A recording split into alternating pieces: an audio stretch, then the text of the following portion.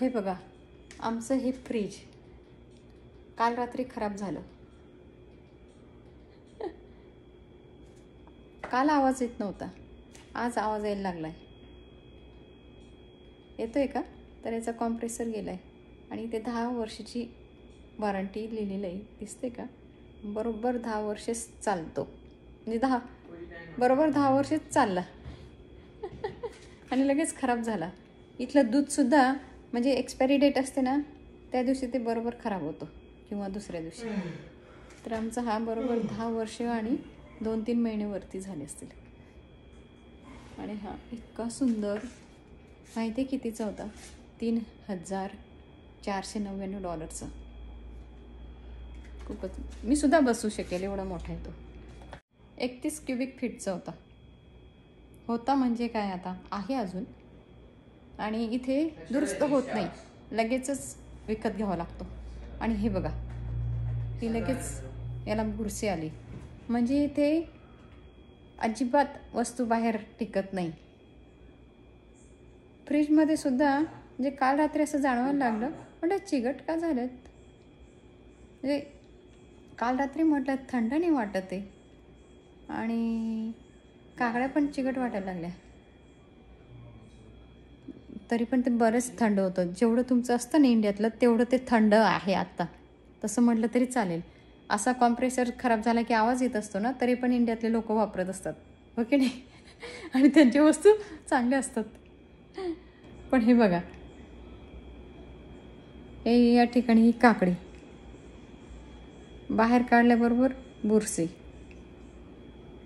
बाहेर ठेवल्याबद्दल. म्हणजे अद्रक, कारले, सॅलरी, म्हणजे किती 12 ताससुद्धा वस्तू टिकत नाही. ते आमच्या आत्ता लक्षात आलं. म्हणजे तुम्हाला फ्रीजची खूप आवश्यकता आहे. फ्रीज नाही तर सगळ्या भाज्या तुमच्या लगेच बुरशी लागणार. मी आता तुम्हाला दाखवते. तर आम्ही काय केलं आहे, आम्ही आईस बॅग आणल्यात, बर्फाच्या बॅगा, आईस क्यूबच्या बॅगा आणल्यात मोठ्या मोठ्या. आणि आमच्याकडे हे आहे, हे बघा, या ठिकाणी आईस कूलर आहे. तर हे कॅम्पिंगला वगैरे नेत असतो ना नील, तर हे आहे आमच्याकडे, आम्ही पण जात असतो कॅम्पिंगला. आणि हे दुसरं एक आहे, ह्याला तर मस्त पाईप पण आहे.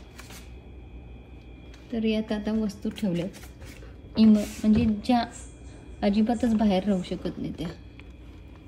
मग दूध, चीज वगैरे ठेवलेत. काय काय काय काय त्याच्यावरती बर्फ आहे घातलेला. यात दाखवते, हे बघा, यात बटर वगैरे आहे. तर यात बटर वगैरे फ्रूट ठेवलेत. आणि मग हे बघा, तर या ठिकाणी हे मोळ्याचं लोणचं आहे, ते फ्रीजमध्ये ठेवलेलं होतं. बाकी हे जिरा पावडर वगैरे, मसाले, या ठिकाणी ड्रायफ्रूट्स, वॉलनट वगैरे काय काय, बदाम, काजू, हे बघा, पूर्ण माझं हे भरलंच आहे, दिसतंय. फ्रूट वगैरे आता बाहेर आहेत, किसमिस, हे मसाले, आईस बॅग,